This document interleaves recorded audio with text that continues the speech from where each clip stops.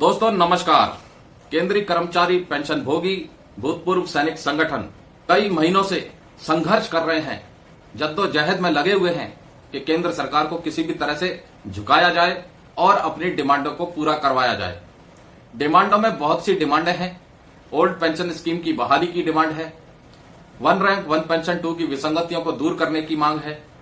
विसंगतियों में बहुत सारी चीजें हैं। डिसेबिलिटी पेंशन को लेकर के है जो डिस्क्रिमिनेशन है कि निचले क्रम के सैनिकों को डिसेबिलिटी पेंशन कम है और अधिकारी वर्ग को डिसेबिलिटी पेंशन बहुत ज्यादा है। फैसिलिटीज को लेकर के है, सीएसडी कैंटीन फैसिलिटीज को लेकर के है।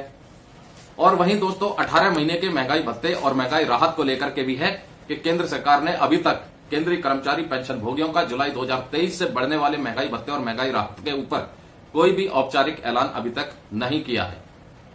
जुलाई 2023 से डीए और डीआर में बढ़ने की उम्मीद जो जताई जा रही है वो लगभग 3 से 4% अलग अलग सोशल मीडिया प्लेटफॉर्म पर आ रही है।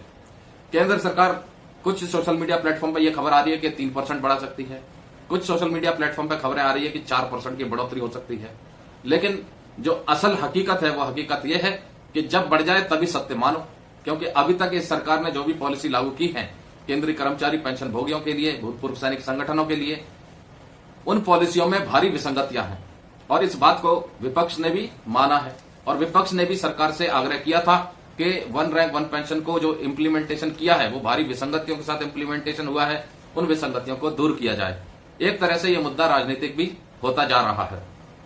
वहीं दोस्तों ओल्ड पेंशन स्कीम के ऊपर जिस प्रकार से रैलियां निकली हैं, आप सबने देखा कितनी भारी भीड़ थी और आने वाले समय में भी रैलियों का आयोजन होने वाला है जिसमें और भी ज्यादा भीड़ देखने को मिल सकती है।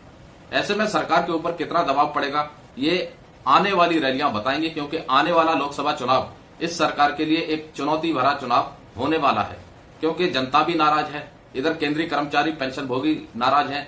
उनके संगठनों के द्वारा जो आवाजें उठाई गई उनके मुद्दों को लेकर के, उन मुद्दों में अभी तक कोई स्पष्ट निर्णय नहीं हो पाया है, कोई सेटिस्फैक्टरी जवाब सरकार की तरफ से नहीं मिल पाया है, जिसकी वजह से जो नाराजगी है वो और भी ज्यादा होती चली गई। दोस्तों 18 महीने का महंगाई भत्ता, महंगाई राहत, इसके ऊपर भी आवाज उठाई जा रही है संगठनों के द्वारा कि केंद्र सरकार जल्द ही इसको अब तो भुगतान कर दे, क्योंकि अब देश की स्थितियां अच्छी हो गई हैं। जो महत्वपूर्ण मुद्दे हैं उन महत्वपूर्ण मुद्दों के ऊपर लगातार अलग अलग नेशनल काउंसिल की मीटिंग में भी उन मुद्दों को उठाया गया है, अपने एजेंडा पॉइंटों में शामिल किया गया है। तो किन मुद्दों के ऊपर केंद्र सरकार फैसला देगी ये तो आने वाला वक्त बताएगा। क्या देगी, कितना देगी, किस किस को देगी, ये भी हमें आने वाले वक्त में पता चल जाएगा। और केंद्र सरकार को भी आने वाले वक्त में पता चल जाएगा कि देश की जनता, देश के केंद्रीय कर्मचारी पेंशन भोगी भूतपूर्व सैनिक किन किन को वोट देंगे।